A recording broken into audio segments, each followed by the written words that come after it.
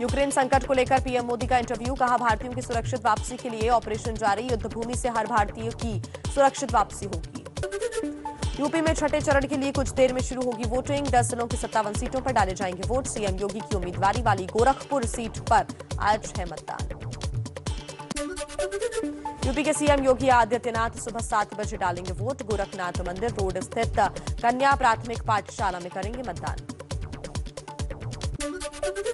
CM योगी, स्वामी प्रसाद मौर्य और सूर्य प्रताप शाही समेत कई नेताओं की प्रतिष्ठा दांव पर है। 676 उम्मीदवारों की किस्मत का फैसला करेंगे 2 करोड़ 14 लाख से ज्यादा मतदाता। मतदान से पहले सीएम योगी ने वीडियो जारी कर मतदाताओं से वोट की भावुक अपील की, कहा अगर आप चूके तो 5 साल की मेहनत पर पानी फिर जाएगा। पीएम मोदी का यूपी में मिशन आखिरी चरण में जारी है, आज जौनपुर और चंदौली में करेंगे जनसभा। केंद्रीय गृह मंत्री अमित शाह भी आज करेंगे पार्टी के लिए प्रचार, मऊ और आजमगढ़ में रैलियां। यूपी के सीएम योगी आदित्यनाथ का भी आज धुआंधार प्रचार, वाराणसी, जौनपुर और गाजीपुर में कई जनसभाएं करेंगे। वाराणसी में अखिलेश यादव, ममता बनर्जी और जयंत चौधरी की साझा रैली, ओम प्रकाश राजभर समेत अन्य सहयोगी दलों के नेता भी होंगे शामिल। 8 दिन से जारी भीषण युद्ध के बीच रूस और यूक्रेन के बीच आज हो सकती है दूसरे दौर की बातचीत। रूस के प्रतिनिधिमंडल बातचीत के लिए पहुंचा, बेलारूस पोलैंड के बॉर्डर पर होगी बातचीत। बेलारूस ने तस्वीरें जारी कर यूक्रेन रूस के बीच दूसरे दौर की बातचीत का दावा किया है। बेलारूस में बातचीत के लिए हंटर हाउस तैयार। यूक्रेन की मीडिया के हवाले से बड़ी खबर, रूस ज़ेलेंस्की को हटाकर विक्टर यानुकोविच को यूक्रेन का राष्ट्रपति बनाना चाहता है। पूर्व राष्ट्रपति विक्टर पुतिन के करीबी माने जाते हैं। रूस के लीक सीक्रेट दस्तावेज के मुताबिक यूक्रेन पर हमले का प्लान 18 जनवरी को तैयार हो गया था और हरी झंडी मिल गई थी। 20 फरवरी से 6 मार्च तक चलनी है लड़ाई, यूक्रेन के रक्षा मंत्रालय ने जारी किए हैं दस्तावेज। यूक्रेन युद्ध के बाद पहली बार रूस ने अपने सैनिकों की मौत का आंकड़ा जारी किया, कहा यूक्रेन से जंग में अब तक उसके करीब 500 सैनिक मारे गए और करीब 1600 सैनिक घायल हुए हैं। यूक्रेन से जंग पर रूस का दावा, यूक्रेन के 2870 सैनिकों को मार गिराने और 572 को बंधक बनाने का दावा किया।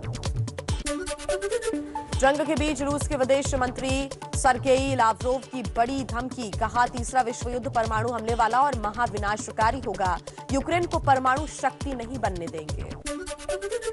यूक्रेन के मीडिया का बड़ा दावा, कहा जंग में रूस के 2 सुखोई विमान ध्वस्त हुए हैं, यूक्रेन का भी मिग-29 विमान नष्ट हुआ। खार्किव में रूस का हमला लगातार है जारी, कल भी टीवी टावर के पास हुआ बड़ा धमाका।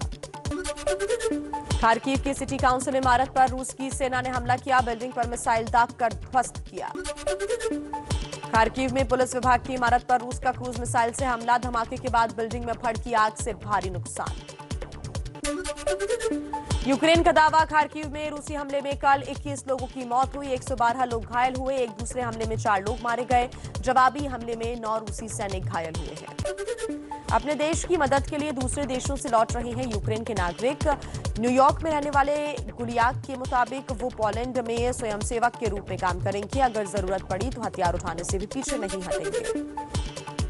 यूक्रेन के रक्षा मंत्री का दावा, लड़ाई में रूस को नुकसान उठाना पड़ रहा है, हमें यूरोप से हथियारों की आपूर्ति बढ़ी है, हमारी जीत पक्की है। रूस की नेटो देशों को सीधे संयुक्त राष्ट्र महासभा में रूस के खिलाफ प्रस्ताव पास, रूस के खिलाफ प्रस्ताव के पक्ष में 141 तो विरोध में 5 वोट पड़े।